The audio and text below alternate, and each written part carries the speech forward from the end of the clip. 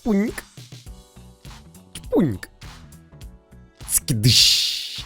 Привет, гильдия! Ни для кого не секрет, что в моей основной пачке персонажей присутствует главный герой Genshin Impact — Итер. Ну или Люмин. Это дело вкуса, за кого играть. Кстати, если ты тоже выбрал Итера, то ставь лайк, а если Люмин, то подписывайся, дизлайки все равно никто не видит. Но вернемся к теме. Это видео будет полностью про ГГ, про легендарного персонажа с полным набором созвездий, который есть абсолютно у каждого игрока. И почти которым никто не играет. Печалька прям. Но надеюсь, посмотрев это видео, ты хотя бы изредка, но начнешь поигрывать за ГГ, а то он, бедолага, у тебя уже пылью покрылся. Итак, начнем обозревать моего персонажа. Вы также можете его обозреть после просмотра в комментах, я знаю, вы это любите.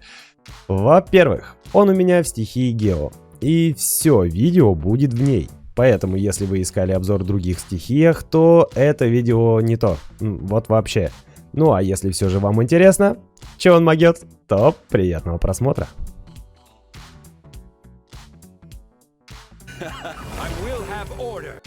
Начнем разбор с вопроса, как открыть все созвездия персонажу. Заветные флакончики с непонятной субстанцией вы получаете за прохождение основной сюжетной линии, то бишь задания архонтов. Также часть из них приобретается у торговцев редкостями, что в Манштате, что в Лиюэ, и Назума является исключением. Также флакончики мы получаем за прокачку уровней башен архонтов и за прохождение некоторых подземелий. Другими словами, ГГ С6 любой стихии у вас будет гарантировано и абсолютно бесплатно. Нужно лишь просто играть. Теперь разберем эти созвездия и посмотрим наглядно, как они работают. Созвездие номер 1. Неприступная стена увеличивает шанс критического попадания персонажей отряда в пределах каменной стены на 10%. Также повышает устойчивость к прерыванию атак, что тоже довольно неплохо. Работает это следующим образом. После использования взрыва стихий, ваш активный персонаж, находясь в кругу, получит плюс 10% к шансу крита. Персонажи, находящиеся в кармане, прирост не получают, но переключившись на них, прирост будет. В кооперативном режиме шанс крита увеличивается абсолютно у всех игроков, находящихся внутри каменной стены. Думаю, ваши друзья скажут вам спасибо за такое. Созвездие номер 2. Плавление каменного ядра. После уничтожения кометы, ну а проще говоря нашей бочки, она взрывается, еще раз нанося дополнительный геоурон, равный тому, сколько комета нанесла при использовании элементального навыка, то есть при установке. Взрыв бочки происходит в следующих случаях. Первое – это истекло время ее существования.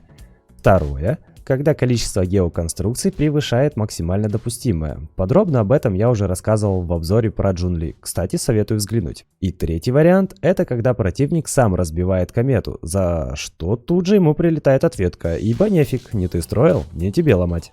Чаще всего я использую это созвездие по второму варианту. Это позволяет взрывать бочки, когда мне это выгодно. Бочка стоит 30 секунд. Ставить я могу каждые 6 секунд. Лимит одинаковых конструкций 3. Поэтому, ставя четвертую, я автоматически взрываю первую. И так по кругу. Поэтому землетрясение устраивать проще простого. Созвездие номер 3. Увеличивает уровень нашего взрыва стихий на 3. Созвездие номер 4. Ударная волна при использовании взрыва стихий восстанавливает 5 единиц энергии за каждого противника, получившего урон, но не более 25 единиц за раз. Выглядит это следующим образом. Мы тратим энергию на взрыв стихий, и в зависимости от количества противников, пострадавших от этого, нам возвращается часть затраченной энергии. Кэшбэк. В Genshin Impact есть кэшбэк. Созвездие номер 5. Увеличивает уровень навыка Меч Звездопада на 3, то есть нашу бочку. И созвездие номер 6. Увеличивает время существования каменной стены, созданной взрывом стихий, на 5 секунд.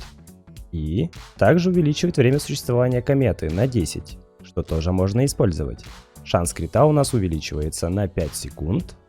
Ну а то, что у нас бочка стоит на 10 секунд дольше, позволяет мне иногда залазить туда, куда залазить в принципе игрой не предусмотрено. И это значит, пора разобрать таланты путешественника в стихии Гео. Так как он у нас пользуется одноручным мечом, ГГ наносит до 5 быстрых ударов. И благодаря таланту Безумный Оползень вместе с 5-м ударом дополнительно наносится геоурон, равный 60% от силы атаки. Выглядит это следующим образом. Мы просто кликаем ЛКМ, и когда наносим 5-й удар, попутно с ним еще и бьем противника булыжником. Ну, чтоб наверняка. Дальше. Наша ешка, меч звездопада. Мы устанавливаем произвольно геоконструкцию, которая наносит геоурон по площади. И благодаря второму созвездию наносит столько же урона по площади и при разрушении. А на 13 уровне таланта урон навыка составляет 527%. Плюс столько же при разрушении. Да и время отката у нас снижено на 2 секунды. Благодаря таланту разрушенный утес. И вместо 8 заявленных откат всего 6 секунд. Следующий талант. Это наша ульта. Движение земли. На 13 уровне урон взрывной волны составляет 315%. И вот здесь необходимо уточнить один момент, который многие упускают. 315% это урон одной тычки. Но при использовании этого таланта взрыв стихии наносит до 4 тычек по противнику, по области, во все стороны. И чем больше противников вокруг вас, тем больше вы урона им зальете. Проще говоря, если все тычки залетели, урон ульты составляет более 1200%. Одному противнику. Чтобы вы понимали, у Джунли на 10 уровне ульта наносит 900%. Так что ульта у Гео ГГ еще ого-го. Ну, думаю, с потенциалом нашего путешественника мы разобрались. И теперь можно посмотреть, во что я его одеваю и какое оружие выбрал для себя. С оружия и начнем. Так как мне дико не везет на одноручные мечи, в моей коллекции нет ни одного легендарного. Но надеюсь, я это исправлю, когда буду крутить Хому до R5. Лет так через 200. Из того, что есть, для максимального урона отлично подходит драконий рык. И если в пачке присутствует Фиш или Беннет, то побочка меча срабатывает регулярно. То есть дополнительно увеличивает урон на 24%. Если на противнике есть статусы Пира или Электро соответственно. Но, к сожалению, тогда нужно будет заморачиваться с артефактами, чтобы увеличить шанс крита, так как 30% катастрофически мало.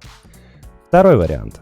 Это меч из боевого пропуска, увеличивающий шанс критического попадания. Да, и сам ГГ его тоже увеличивает, поэтому чаще всего я использую именно его. Потерю урона компенсируют частые криты. Но я вообще не использую обычные атаки, поэтому побочка меча в увеличении урона и хила проходят мимо. Другими словами, на ГГ я до сих пор еще не нашел свой меч. Также хорошим вариантом станет меч Оскверненное Желание. Путешественник становится отличной батарейкой, да и элементальный навык наносит приличный такой урон. И к тому же критует чаще. Ну а если он вас интересует больше как зарядка для геоперсонажей, то это меч Фавония. Энергию девать некуда будет. По артефактам. Чувачок у меня гоняет в двух полусетах Архаичном Камне и Церемонии Древней Знати. Первый дает бонус геоурону в 15%, второй увеличивает урон взрыва стихий на 20%.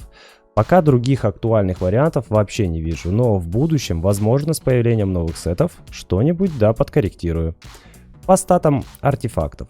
Корона на крит урон, когда меч из боевого пропуска, если одеваю другой, то использую на шанс крита. Кубок на бонус геоурона. Часики на силу атаки. В доп статах делаю акцент на крит, шанс крита и третье это сила атаки.